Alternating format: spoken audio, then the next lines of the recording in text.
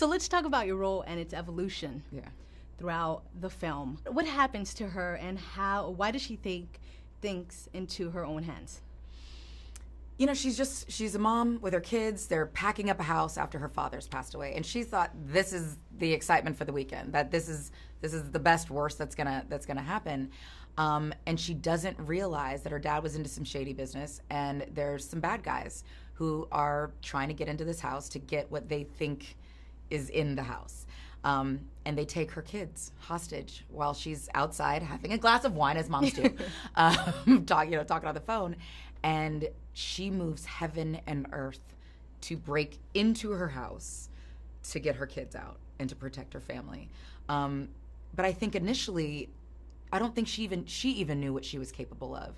All the while, the bad guys are like, "You're just a woman. You're just a mom." They're not pressed about it. And she's like, "I got you. I'm just a woman. I'm just a mom. All right, you're about to see what just a woman and just a mom is capable of." Exactly. Now you play not only such a fearless role, but you also produced the film. Talk to us about the intensity of the production.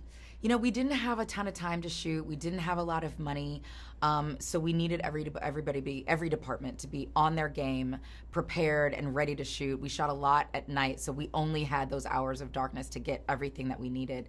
We had a very ambitious schedule, and you know, as talent and as a producer, I know what it takes to make sure talent comes to set, feels good, feels grateful, feels happy to be there to deliver the kind of performances that we need in a timely fashion.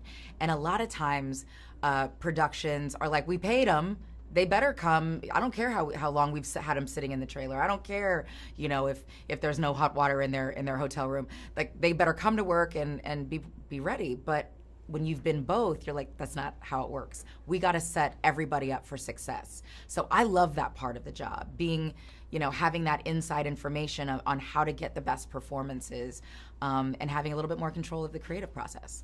Now, you unfortunately were in a situation like that years ago.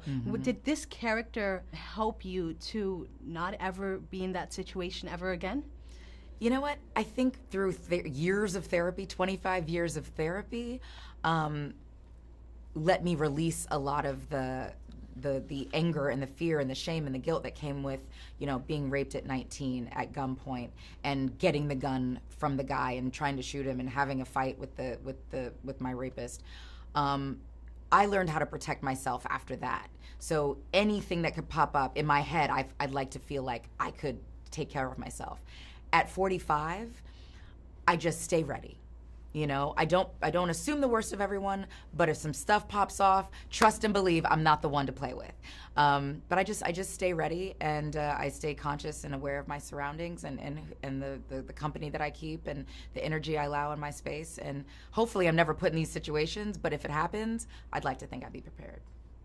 And last but not least, you recently mentioned Nicki Minaj in one of your interviews. Are you willing to take a part of the Channeling Challenge or recite some of her latest song? Oh, yeah. No, I mean, I've been quoting, you know, I'll leave out the bitch part, but well, you got it now.